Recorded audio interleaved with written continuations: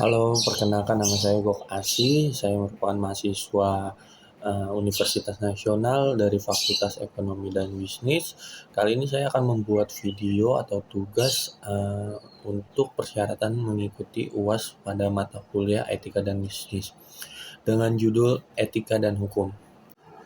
Etika dan Hukum. Hukum merupakan seperangkat norma yang bersifat meningkat dan mengatur masyarakat di mana di dalamnya terdapat batasan-batasan mengenai apa yang boleh dan tidak boleh dilakukan beserta dengan sanksi terhadap pelakunya. Etika dan hukum seharusnya memiliki satu arah tujuan, di mana hukum bertindak sebagai rambu-rambu dalam beretika. Persamaan dan perbedaan hukum dan etika. Ada persamaan antara etika dan hukum, yaitu berfungsi sebagai sarana atau alat untuk mengatur tata tertib dalam masyarakat. Kedua, mempelajari dan menjadikan tingkah laku manusia sebagai objeknya. Yang ketiga, memberikan batas ruang gerak, hak wewenang seseorang dalam pergaulan hidup supaya tak saling merugikan. Yang keempat, sumbernya dari pemikiran dan pengalaman.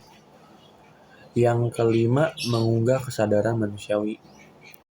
Kemudian perbedaan etika dan hukum adalah etika keberadaannya tidak tertulis, sedangkan hukum dalam bentuk tertulis atau terbukakan sebagai hukum negara. Etika bersifat subjektif dan fleksibel, sedangkan hukum bersifat objektif dan tegas. Etika tidak memerlukan bukti fisik dalam menjatuhkan vonis. Sebaliknya, hukum memerlukan bukti fisik dalam menjatuhkan vonis. Etika bersifat memberikan tuntunan, sedangkan hukum bersifat menuntut. Dan yang terakhir ialah etika tidak memerlukan alat untuk menjamin pelaksanaannya. Hukum memerlukan alat penegak hukum untuk pelaksanaannya.